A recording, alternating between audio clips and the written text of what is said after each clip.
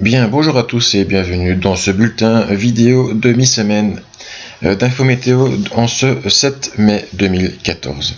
Alors un bulletin vidéo qui est forcément humide comme nous vous l'avons déjà bien signalé, mais malgré tout l'espoir est de mise pour voir quand même cette période humide ne pas durer trop longtemps. Alors, malgré tout, nous sommes vraiment entrés en plein dedans avec les averses qui sont en train de traverser notre pays, et ce n'est qu'un début avec un défilé de perturbations parfois assez actives. Alors, pour être assez clair dès le début, prenons tout simplement la limite des moyennes saisonnières actuelles, c'est-à-dire 18 degrés. C'est la limite entre le bleu clair et le blanc cassé que vous voyez ici. Autrement dit, il faudra attendre, disons, le 15-16 mai pour éventuellement voir poindre des probabilités plus élevées de température autour des normales saisonnières, mais tout ceci est encore à confirmer parce que vous voyez que c'est malgré tout inférieur à 50%. En attendant, que va-t-il se passer dans les cartes? Eh bien, c'est ce que nous allons pouvoir remarquer par nous-mêmes. Eh bien, donc, si nous prenons le modèle européen d'abord, eh bien, nous pouvons constater qu'il y a bel et bien des dépressions qui vont venir nous traverser, et notamment ce week-end, on voit une belle dépression qui arrive et qui devrait plonger dans la pluie la fête des mers. Il y a déjà quelques personnes qui nous ont posé la question, comment sera la fête des mers? Ça risque d'être compliqué. On va pas tourner autour du pot, c'est malheureusement ainsi. Évidemment, il peut y avoir des décalages en timing où on peut éventuellement tout juste échapper à une zone de pluie et être dans une période sèche de plusieurs heures. Mais la fiabilité semble quand même malheureusement assez bonne pour de la pluie ou des averses pour ce dimanche de fête des mers. Après quoi, donc l'anticyclone qui est sur l'Atlantique tentera une percée, visiblement relativement nette. Donc on est là, par exemple, le mercredi 14 mai, on voit qu'il vient se positionner sur le golfe de Gascogne, et donc on peut quand même espérer vers la mi-mois. Je me positionne le 15 et même le 16 mai, on voit qu'il est beaucoup mieux positionné au-dessus de nos régions.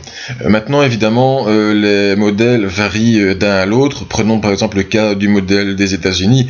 Alors lui, encore une fois, le dimanche de la fête des mers, c'est toujours la même dépression qui vient se positionner sur la mer du Nord. Donc, a priori, on ne devrait pas échapper au mauvais temps pour nos chères mamans, mais c'est toujours, encore une fois, l'anticyclone qui vient revenir par le sud-ouest. Alors là, le modèle européen, lui, voyait une position plus nordique, et donc éventuellement un vent plutôt nord-nord-est, alors qu'ici, on pourrait éventuellement se retrouver avec un vent plutôt orienté sud-est au final. Et donc, évidemment, les choses changent beaucoup là-dedans. C'est vrai qu'il y a certains scénarios qui laissent présager un flux du sud assez puissant avec une pompe à chaleur grâce à une dépression située sur l'Atlantique, comme on peut la deviner ici, avec éventuellement les premières vraies chaleurs, donc le premier jour d'été avec des températures officiellement au-dessus de 25 degrés. En attendant, une chose qui semble quand même bien établie, c'est qu'après donc toute cette période de pluie, il y a vraiment la présence de l'anticyclone.